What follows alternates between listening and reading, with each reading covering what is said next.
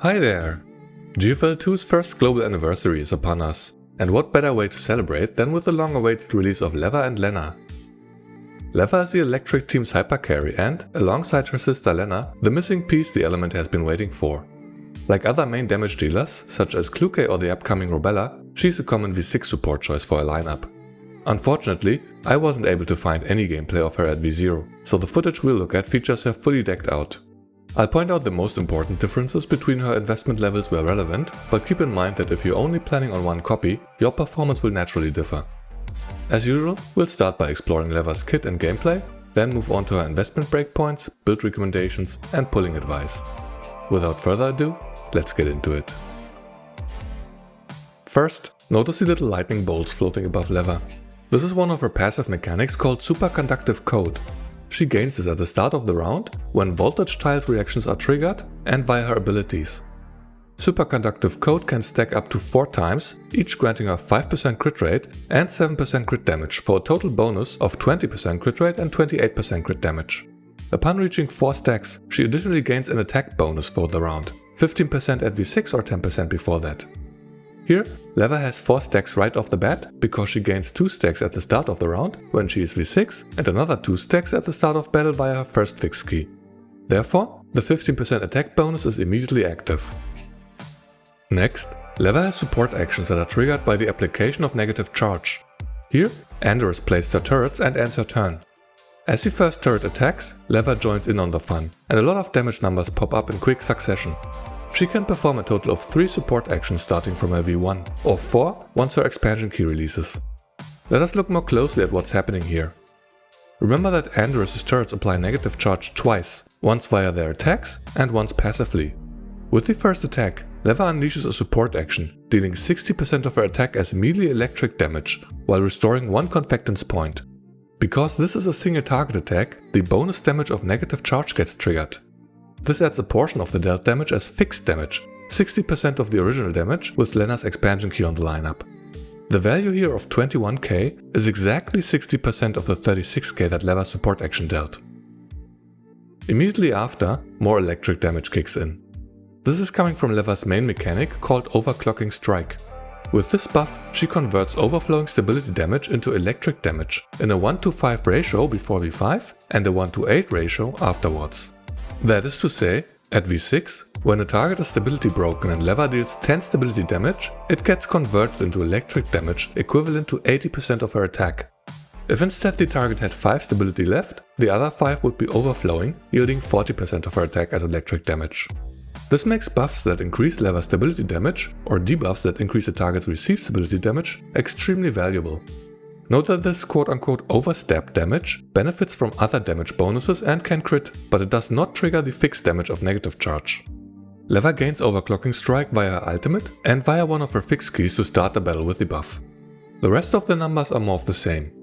The first turret ends its turn, thereby applying negative charge again, triggering the second support action from Leva, again followed by overstep damage, after which the other turret attacks, triggering the third and final support action from Leva.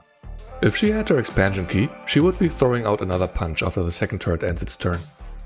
Due to her interaction with Anders and the reliance of her DPS on stability break, the two of them go last in the turn order in rounds where the enemy needs to be broken first. With Jiangyu on the lineup, breaking the enemy should never be an issue before Leva takes action. That said, Leva starts by using her as 2, which deals 130% of her attack as electric damage in a 3-tile AoE around the selected tile. When the enemies in the area are affected by negative charge, Leva deals additional stability and skill damage. Starting from V2, she will also gain 1 stack of Superconductive Code after the action. Remember that these are the little lightning bolts above her head that grant her bonus crit stats and attack once maxed. Note that the boss is standing on voltage tiles as Leva makes her AoE attack. This causes a tile reaction, removing the tiles to deal 120% of her attack as bonus fixed damage. This instance of fixed damage doesn't scale as high as the one from negative charge, because it is solely based on Leva's attack value. The 124k electric damage is another instance of Leva's overstep damage, since the target is stability broken. This is more than the skill damage, which was around 90k, which hopefully illustrates how relevant the overstep mechanic is to her total output. Then, after the skill concludes, she gains an extra ability called Superconductive Strike. This deals melee electric damage scaling with the number of Superconductive Code stacks, up to 180% of her attack and 8 stability damage. It will also recreate the voltage tiles that were consumed by the prior AoE attack. Note that before her V6, Leva only gets to use this additional ability after her ultimate, but with her V6, she can use it after her skills as well. As the single target attack hits for about 120k damage, negative charge adds 60% of that value as bonus fixed damage once more, after which another big chunk of damage occurs due to the overstep mechanic. Note that the attack consumed her Superconductive Code stacks. She is immediately back at 2 stacks because her S2 and Superconductive Strike each restored 1 stack, which requires her V2 and V3 upgrades respectively. At the start of the next round, she is maxed out again due to her passive regenerating 2 stacks.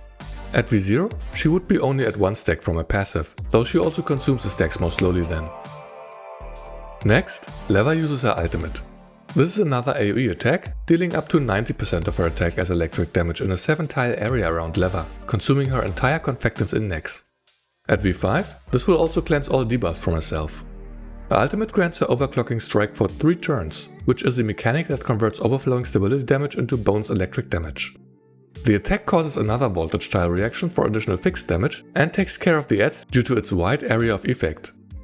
Note that at V6, her ultimate provides the lowest damage output in her kit, so you either use it to refresh Overclocking Strike or to deal with multiple opponents that her other, harder hitting abilities cannot reach. Then, she gets to use Superconductive Strike again, which is true no matter her investment level. As noted before, this extra ability is only available after her ultimate prior to her V6 upgrade.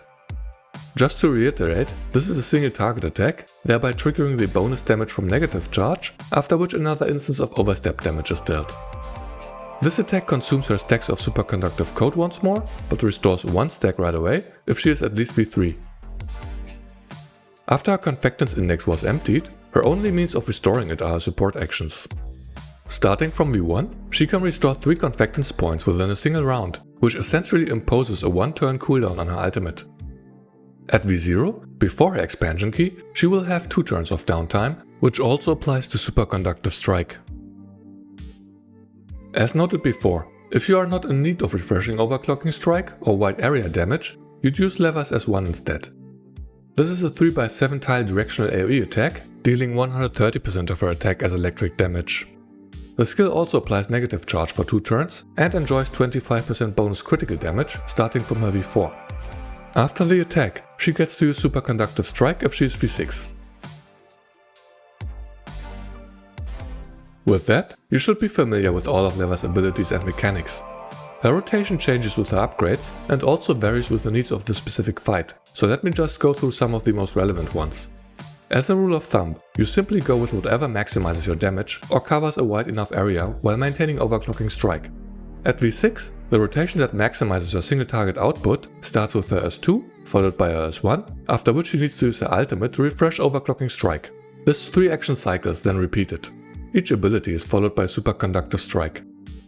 In the fight showcased here, where the boss spawns adds that need to be taken care of, or Leva needs to cleanse herself of debuffs, the rotation can be adapted to leave out the S1 and simply alternate between her S2 and ultimate. Again, each ability is followed by Superconductive Strike. At V0, her S2 has the lowest multiplier, while only the ultimate triggers Superconductive Strike. Therefore, the action cycle prioritizes her ultimate, followed by her S1 and concluding with her S2. Once her expansion key releases, or with her V1 upgrade, the downtime on her ultimate gets lowered by a turn, allowing you to leave out the S2 entirely. There are more variations for some of her intermediate upgrades, as the skill multipliers change, but I hope the logic is clear enough. As for the electric allies, the team has to conform to a specific sequence of actions to service Leva's needs. Lena usually goes first, after which Jiang Yu goes in to break the target. Then, Andres takes her turn, after which her turrets trigger Leva's support actions. Leva goes last in the turn order. On turns where the target is broken, the order of the characters can swap around, such that Andres goes before Jiang Yu, or Jiang Yu goes earlier to use her ultimate, but Leva will go last in the sequence no matter what. Moving on to her investment breakpoints. Leva's V1 grants her an additional support action, allowing her to assist a total of 3 times before the release of her expansion key. Having 3 support actions lowers the downtime of her ultimate, as she is then able to restore 3 points per turn to cycle her ultimate every other round. However, Keep in mind that her expansion key will also provide an additional support action, granting her access to the improved rotation even at V0. Then, the value of her V1 gets reduced to simply adding damage from one more support action, which is nice to have, but by no means essential.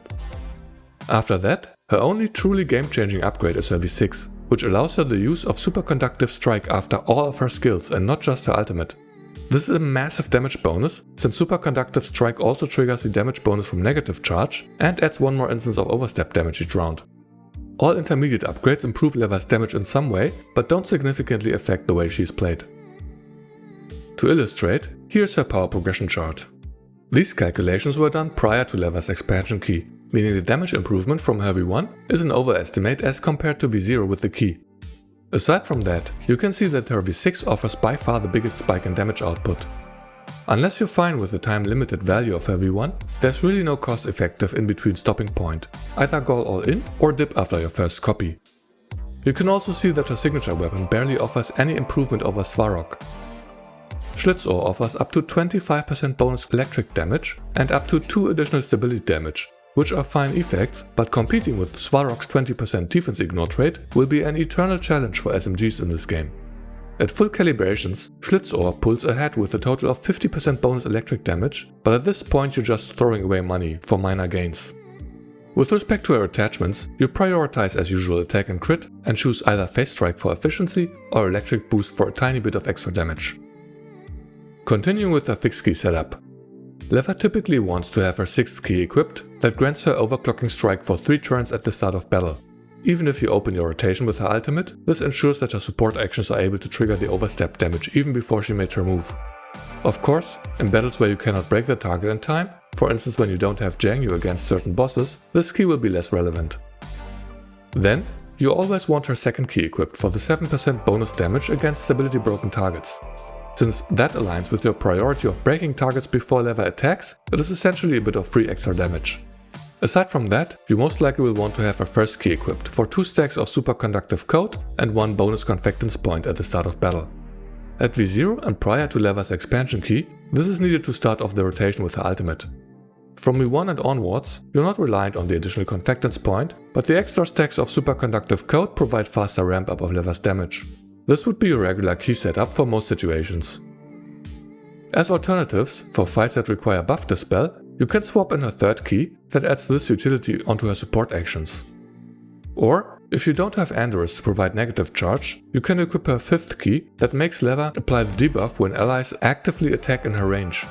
That way, she will trigger her own support actions without external help, though that usually messes up the timing as she will assist upon the first attack before the target is broken. All that being said, she's one of the few characters where most keys have their use case, so swap around according to your needs. In summary, Leva is the electric team's hyper carry who deals good damage at V0 and pops off at V6. Without Leva, you really don't have an electric lineup. All of the various mechanics the squad revolves around come together in Leva's kit. She has AoE and single target nukes, leveraging the extra damage effects of negative charge and voltage tile reactions. She receives bonus damage when she has positive charge, and deals more damage against targets with negative charge. She performs support actions when enemies are affected by negative charge, and greatly benefits from stability damage bonuses. If you have been pulling any of the electric characters, you are doing it for this moment. She is as raw of a damage dealer as it gets. The only utility she provides is via her fixed key that adds buff dispel to her support actions, though her debuff self-cleansing could also come in handy once she reaches her V5 upgrade. That said, as a carry she is highly reliant on her allies to cater to her many needs, forcing the electric team into a mono-elemental lineup. While Leva performs well with the right setup, she is by no means as flexible as other hyper carries, such as Kluke or the upcoming Voimastina. If you skip Jiangyu and/or Andorus, your results will differ, not to mention that you'll also want to obtain Lena on the same patch. Lastly, Leva has no cost-effective breakpoints. For anyone without V6 funds or shameless luck, you're only able to experience the team at peak performance where support characters are allowed. Still, when all conditions are met, Leva is one of the strongest hyper carries in the game to this day. At high investment, she currently ranks at the top of the CN meta, only outdone by Voimastina. That brings us to the end of this video. In case it isn't clear by now, my recommendation is to pull Leva only if you're also willing to invest in the rest of her team. At the very least, you should have Lena and Jiangyu, and ideally Andorus as well. If you don't have the resources to go all in, you'll be completely fine at V0, just borrow someone else's V6 Leva for Gunsmoke. But that's enough from me. Let me know what your plans are for this patch. Are you excited for the first anniversary, or maybe even returning to the game? I'd love to hear from everyone for a collective vibe check. In any case, I'll get to work on Lena's guide ASAP. Thank you so much for watching. See you next time.